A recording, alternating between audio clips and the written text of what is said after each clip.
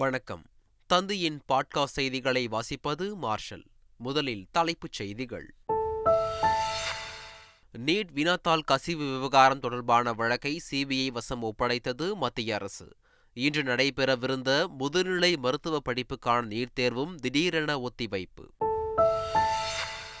சட்டப்பேரவையில் நாளை பள்ளி மற்றும் உயர்கல்வித்துறை தொடர்பான மானிய கோரிக்கைகள் மீது விவாதம். புதிதாக 4000 ஆசிரியர்கள் நியமனம் உள்ளிட்ட பல அறிவிப்புகள் வெளியாகும் என தகவல். கள்ளக்குறிச்சி விஷச்சாராய வழக்கில் மேலும் ஒரு முக்கிய சாராய வியாபாரி கைது. சிறப்பு அதிரடிப்படை போலீஸ் கட்டுப்பாட்டில் கொண்டுவரப்பட்டது கல்வராயன் மலை. கள்ளக்குறிச்சி விஷச்சாராய விவகாரம் தொடர்பாக ஆளுநரை சந்தித்து விவரிக்க உள்ளதாக பாஜக மாநில தலைவர் அண்ணாமலை அறிவிப்பு. அண்ணாமலையின் சதிச் செயலால்தான் விஷச்சாராய சாவுகள் நிகழ்ந்துள்ளதாக திமுக அமைப்பு செயலாளர் RS பாரதி குற்றச்சாட்டு. திருச்செந்தூர் அருகே கார் மீது வேன் மோதி பயங்கர விபத்து. காவலர் உட்பட 4 பேர் படுகாயம். SI பரிதாபமாக உயிரிழப்பு. விருதுநகர் அருகே காதலித்த 17 வயது மாணவனுடன் தலைமறைவான 40 வயது ஆசிரியை கைது. போக்சோ வழக்கு பதிவு செய்து ஆசிரியையை சிறையில் அடைத்த போலீசார். கேரள மாநிலத்தில் தென்மேற்கு பருவமழை தீவிரம். 7 மாவட்டங்களில் தயார் நிலையில் தேசிய பேரிடர் மீட்புப் படை.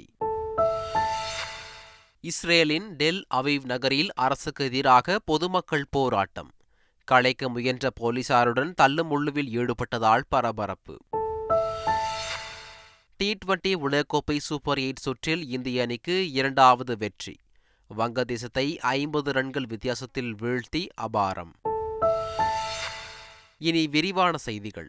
சட்டப்பேரவை கூட்டத்தொடரில் நாளை பள்ளி கல்வித்துறை சார்பாக முக்கிய அறிவிப்புகள் வெளியாக உள்ளன. தமிழக சட்டப்பேரவை கூட்டத்தொடர் கடந்த 20ஆம் தேதி தொடர்ந்து நடைபெற்று வருகிறது. தினமும் மானிய கோரிக்கைகள் மீதான விவாதமும் துறை சார்ந்த அமைச்சர்களின் பதில் விளக்கங்களும் இடம்பெற்று வருகின்றன. வரும் திங்களன்று பள்ளி கல்வித்துறை மற்றும் உயர்கல்வித்துறை மானிய கோரிக்கைகள் மீதான விவாதங்கள் நடைபெறுகின்றன. அன்று பள்ளி கல்வித்துறை சார்ந்து சில முக்கிய அறிவிப்புகள் வெளியாக இருப்பதாக தகவல்கள் வெளியாகியுள்ளன. அதன்படி புதிதாக 4000 ஆசிரியர்கள் நியமனம், 50க்கும் அதிகமான அரசு பள்ளிகள் தரம் உயர்த்தப்படுவது உள்ளிட்ட பல அறிவிப்புகள் வெளியாக இருப்பதாக பள்ளி கல்வித்துறை வட்டாரங்கள் தெரிவித்துள்ளன. நீட் தேர்வு குளறுபடி தொடர்பான வழக்கு விசாரணை சிபிஐ வசம் ஒப்படைக்கப்பட்டுள்ளது. இந்த தேர்வில் ஆள்மாறாட்டம், வினாத்தாள் கசிவு உள்ளிட்ட பல்வேறு மோசடிகள் நடைபெற்றதாக குற்றச்சாட்டுகள் முன்வைக்கப்பட்டன. இந்நிலையில் நீட் தேர்வு விவகாரம் தொடர்பான விசாரணையை சிபிஐயிடம் மத்திய அரசு ஒப்படைத்துள்ளது. தேர்வின் வெளிப்படைத்தன்மையை உறுதி செய்ய ஒருங்கிணைந்த விசாரணைக்காக இந்த முடிவு எடுக்கப்பட்டுள்ளதாக தெரிவிக்கப்பட்டுள்ளது.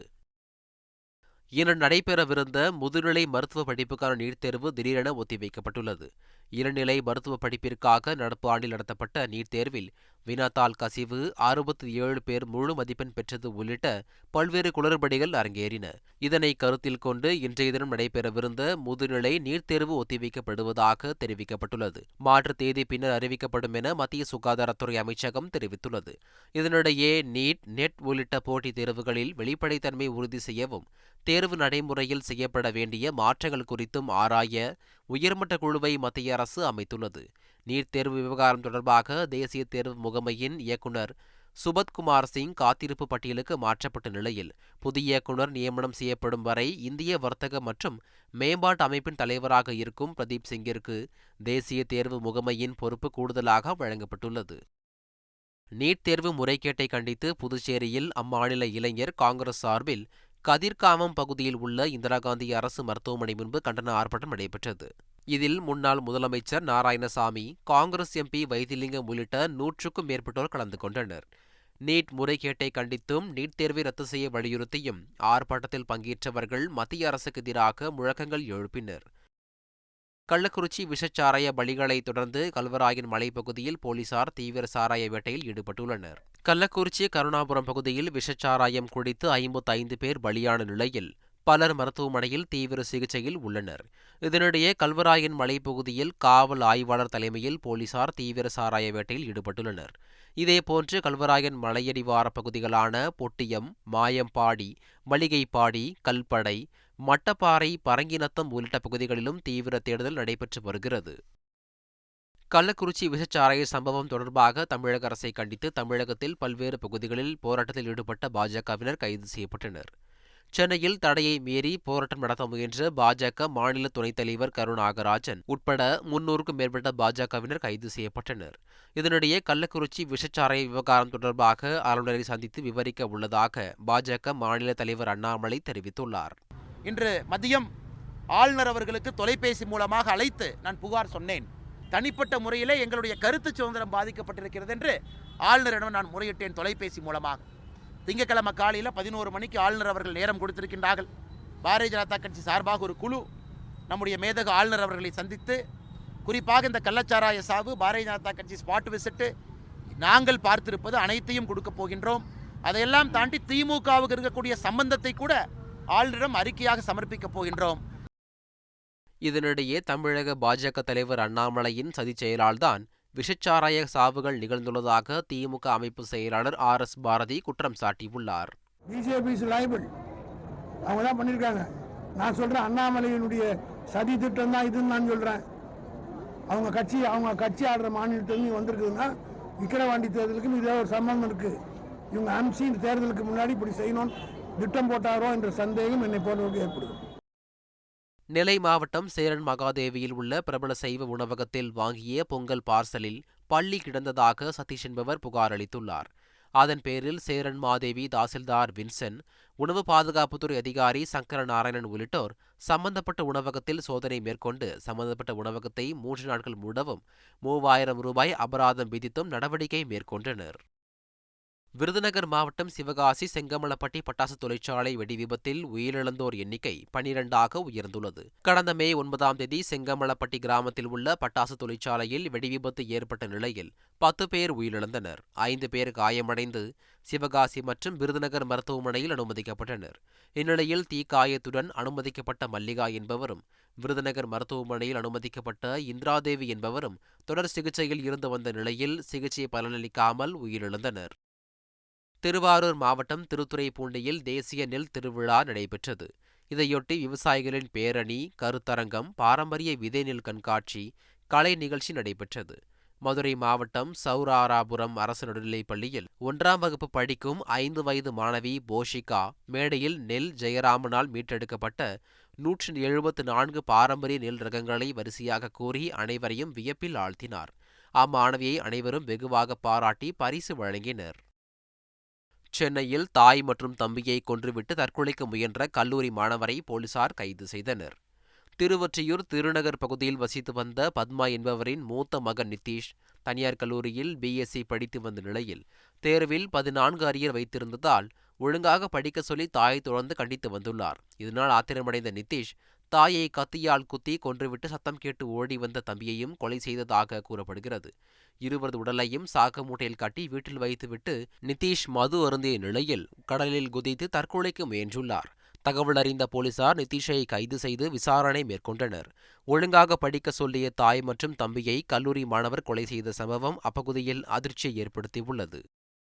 வெளியூரில் படிக்க பெற்றோர் அனுமதிக்காததால் மாணவி தூக்கிட்டு தற்கொலை செய்து கொண்ட சம்பவம் அதிர்ச்சியை ஏற்படுத்தியுள்ளது. மதுரை மாவட்டம் கள்ளிக்குடி சத்திரம் கிராமத்தைச் சேர்ந்த கூலி தொழிலாளியான பெரியசாமியின் மகளான கவிதாவிற்கு தனியார் வேளாண் கல்லூரியில் சேர அனுமதி கிடைத்துள்ளது. ஆனால் மகளை பிரிய மனமில்லாத பெற்றோர் தொலைதூரம் சென்று படிக்க வேண்டாம் என மறுத்துள்ளனர். இதனால் விரக்தியில் இருந்த கவிதா வீட்டில் யாரும் இல்லாத நேரத்தில் தூக்கிட்டு தற்கொலை செய்து கொண்டதாக கூறப்படுகிறது. தகவல் அறிந்த போலீசார் கவிதாவின் உடலை கைப்பற்றி பிரேத பரிசோதனைக்காக அனுப்பி வைத்து விசாரணை மேற்கொண்டனர்.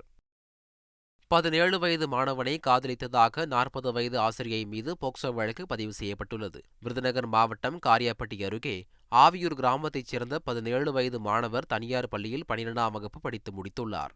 அம்மாணவரை காணவில்லை என பெற்றோர் காவல் நிலையத்தில் புகார் அளித்ததை அடுத்து போலீசார் விசாரணை மேற்கொண்டனர்.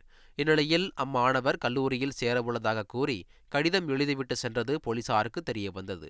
சம்பந்தப்பட்ட தனியார் பள்ளியில் விசாரணை செய்தபோது காணாமல் போன மாணவனும் அதே பள்ளியில் பணிபுரிந்த 40 வயதான ஆசிரியை பாத்திமா கனியும் காதலித்து வந்தது தெரியவந்தது. இந்நிலையில் புதுச்சேரியில் உள்ள தங்கும் விடுதி ஒன்றில் தங்கியிருந்த மாணவனையும் பாத்திமா கனியையும் போலீசார் கண்டுபிடித்தனர். மாணவனை கல்லூரியில் சேர்க்கவே தங்கியதாக ஆசிரியை கூறிய நிலையில் பாத்திமா கனியின் மீது போலீசார் போக்சோ வழக்கு பதிவு செய்து கைது செய்து சிறையில் அடைத்தனர். ஆசிரியை பாத்திமா கனிக்கு ஏற்கனவே திருமணமாகி 2 குழந்தைகள் உள்ளதாக கூறப்படுகிறது. சென்னையில் இருந்து மும்பை செல்லும் இண்டிகோ விமானத்தில் வெடிகுண்டு இருப்பதாக ஒரு பெண்ணின் பெயர் மற்றும் செல்போன் எண்ணை குறிப்பிட்டு குறுந்தகவல் மூலம் வாடிக்கையாளர் மையத்திற்கு கடந்த சில நாட்களுக்கு முன்பு மிரட்டல் வந்தது.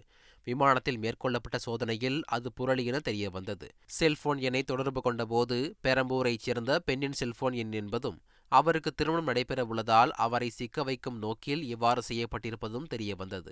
இதனையடுத்து குறுந்தகவலை அனுப்பிய ஐபி முகவரி அடிப்படையில் சம்பவத்தில் ஈடுபட்ட பிரசன்னா என்ற இளைஞரை தஞ்சை மாவட்டம் திருவையாறில் போலீசார் கைது செய்தனர். அவரிடம் மேற்கொண்ட விசாரணையில் பெரம்பூரில் தான் படித்தபோது அந்த பெண்ணை ஒருதலையாக காதலித்ததாகவும் காதலை ஏற்க அந்த பெண் மறுத்ததால் பழிவாங்கும் விதமாக இந்த செயலில் ஈடுபட்டதாகவும் அந்த இளைஞர் கூறியுள்ளார். இதையடுத்து அவரை போலீசார் கைது செய்து நீதிமன்றத்தில் ஆஜர்படுத்தி சிறையில் அடைத்தனர். திருச்செந்தூர் அருகே கார் வேன் மோதி விபத்துக்குள்ளானதில் 4 பேர் படுகாயமடைந்தனர். தூத்துக்குடி மாவட்டத்தில் போலீஸ் எஸ்ஐயாக பணியாற்றி வரும் கார்த்திகேயன் என்பவர் தலைமை காவலர் நாகராஜன் மற்றும் காவலர் லோகேஸ்வரன் ஆகியோருடன் காரில் திருச்செந்தூரை நோக்கி சென்று கொண்டிருந்தார். அப்போது நத்தக்குளம் வளைவு பகுதியில் எதிரே வேனும் காரும் நேருக்கு நேர் மோதியது. இந்த விபத்தில் காரில் வந்த 3 போலீசாரும் வேனில் வந்த ஒருவரும் படுகாயமடைந்தனர். அக்கம்பக்கத்தினர் அவர்களை மீட்டு 108 ஆம்புலன்ஸ் மூலம் திருச்செந்தூர் அரசு மருத்துவமனைக்கு அனுப்பி வைத்தனர். அங்கு முதலுதவி அளிக்கப்பட்டு மேல் சிகிச்சைக்காக தூத்துக்குடி அரசு மருத்துவமனைக்கு போலீசார் 3 பேரும் அனுப்பி வைக்கப்பட்ட நிலையில் எஸ்ஐ கார்த்திகேயன் பரிதாபமாக உயிரிழந்தார். இந்த சம்பவம் குறித்து போலீசார் வழக்கு பதிவு செய்து விசாரணை நடத்தி வருகின்றனர். நீலகிரி மாவட்டம் ஊட்டியில் வெயில் சுட்டெரித்த நிலையில் மாலை கனமழை பெய்தது. ஆடாசோலை, புதுமந்து, தொட்டபெட்டா, அரசு தாவரவியல் பூங்கா, மார்க்கெட், அவலாஞ்சி, எமரால்டு மற்றும் நீர்பிடிப்பு பகுதிகளில் சுமார் 2 மணி நேரம் கனமழை கொட்டி தீர்த்தது. இதனால் தேயிலை மற்றும் மலை காய்கறி பயிரிட்டுள்ள விவசாயிகள் மகிழ்ச்சியடைந்தனர். இதனிடையே புதுச்சேரியில் நேற்றிரவு பெய்த கனமழை காரணமாக தற்காலிக பேருந்து நிலையத்தில் குளம் போல் தண்ணீர் தேங்கியது. இதனால் பேருந்து நிலையம் சேரும் சகதியுமாக மாறியதால் பயணிகள் மிகவும் அவதிக்குள்ளாகினர். கேரள மாநிலத்தில் தென்மேற்கு பருவமழை தீவிரமடைந்துள்ள நிலையில் மாநில பேரிடர் மேலாண்மை மையம் மூலம் முன்னெச்சரிக்கை நடவடிக்கைகள் மேற்கொள்ளப்பட்டுள்ளன. இதையொட்டி 210 பேர் கொண்ட தேசிய பேரிடர் மீட்புப் படையினர் 7 குழுக்களாக பிரிந்து கேரளாவின் பல மாவட்டங்களில் முகாமிட்டும் மீட்புப் பணிகளுக்காக தயார் நிலையில் உள்ளனர். இஸ்ரேலின் டெல் அவிவ் நகரில் போராட்டத்தில் ஈடுபட்ட பொதுமக்களுக்கும் போலீசாருக்கும் இடையே மோதல் ஏற்பட்டதால் பரபரப்பு ஏற்பட்டது. ஹமாஸுடனான போரை முடிவுக்கு கொண்டு வர வேண்டும், எஞ்சிய இஸ்ரேல் பிணை கைதிகளை விடுவிக்க வேண்டுமென வலியுறுத்தி ஏராளமானோர் போராட்டத்தில் ஈடுபட்டனர். அவர்களை போலீசார் கலைக்க முயன்றபோது இருதரப்பினரிடையே தள்ளுமுள்ளு ஏற்பட்டது. தீப்பந்தங்களை கொளுத்தி அரசுக்கு எதிராக முழக்கங்கள் எழுப்பியவர்களை போலீசார் வலுக்கட்டாயமாக அப்புறப்படுத்தி கைது செய்தனர். இதனால் அப்பகுதியில் பெரும் பரபரப்பு ஏற்பட்டது. உலகக்கோப்பை T20 கிரிக்கெட் தொடரில் சர்வதேச அணிக்கு எதிரான ஆட்டத்தில் இந்திய அணி 50 ரன்கள் வித்தியாசத்தில் வெற்றி பெற்றது. இப்போட்டியில் டாஸ் வென்ற வங்கதேச அணி பந்து வீச்சை தேர்வு செய்தது. அதன்படி முதலில் ஆடிய இந்திய அணியில் ஹார்திக் பாண்டியா 50 ரன்கள் விளாசினார். மேலும் விராட் கோலி 37 ரன்களும் ரிஷப் பந்த் 36 ரன்களும் எடுத்தனர். இதைத் தொடர்ந்து 197 ரன்கள் எடுத்தால் வெற்றி என்ற இலக்குடன் களமிறங்கிய வங்கதேச அணியில் கேப்டன் நஜ்முல் ஹுசேன் ஷாண்டோ மட்டும் 40 ரன்கள் குவித்தார். மற்ற வீரர்கள் சொற்ப ரன்களில் ஆட்டம் இழக்க முடிவில் இந்திய அணி 50 ரன்கள் வித்தியாசத்தில் வெற்றி பெற்றது. மீண்டும் தலைப்புச் செய்திகள். நீட் வினாத்தாள் கசிவு விவகாரம் தொடர்பான வழக்கை சிபிஐ வசம் ஒப்படைத்தது மத்திய அரசு. இன்று நடைபெறவிருந்த முதுநிலை மருத்துவ படிப்புக்கான நீட் தேர்வும் திடீரென ஒத்திவைப்பு. சட்டப்பேரவையில் நாளை பள்ளி மற்றும் உயர்கல்வித்துறை தொடர்பான மானிய கோரிக்கைகள் மீது விவாதம். புதிதாக 4000 ஆசிரியர்கள் நியமனம் உள்ளிட்ட பல அறிவிப்புகள் வெளியாகும் என தகவல். கள்ளக்குறிச்சி விஷச்சாராய வழக்கில் மேலும் ஒரு முக்கிய சாராய வியாபாரி கைது. சிறப்பு அதிரடிப்படை போலீஸ் கட்டுப்பாட்டில் கொண்டுவரப்பட்டது கல்வராயன் மலை. கள்ளக்குறிச்சி விஷச்சாராய விவகாரம் தொடர்பாக ஆளுநரை சந்தித்து விவரிக்க உள்ளதாக பாஜக மாநில தலைவர் அண்ணாமலை அறிவிப்பு. அண்ணாமலையின் சதிச் செயலால்தான் விஷச்சாராய சாவுகள் நிகழ்ந்துள்ளதாக திமுக அமைப்பு செயலாளர் RS பாரதி குற்றச்சாட்டு. திருச்செந்தூர் அருகே கார் மீது வேன் மோதி பயங்கர விபத்து. காவலர் உட்பட 4 பேர் படுகாயம், எஸ்ஐ பரிதாபமாக உயிரிழப்பு. விருதுநகர் அருகே காதலித்த 17 வயது மாணவனுடன் தலைமறைவான 40 வயது ஆசிரியை கைது. போக்சோ வழக்கு பதிவு செய்து ஆசிரியையை சிறையில் அடைத்த போலீசார். கேரள மாநிலத்தில் தென்மேற்கு பருவமழை தீவிரம். 7 மாவட்டங்களில் தயார் நிலையில் தேசிய பேரிடர் மீட்புப் படை. இஸ்ரேலின் டெல் அவீவ் நகரில் அரசுக்கு எதிராக பொதுமக்கள் போராட்டம். கலைக்க முயன்ற போலீசாருடன் தள்ளுமுள்ளுவில் ஈடுபட்டதால் பரபரப்பு.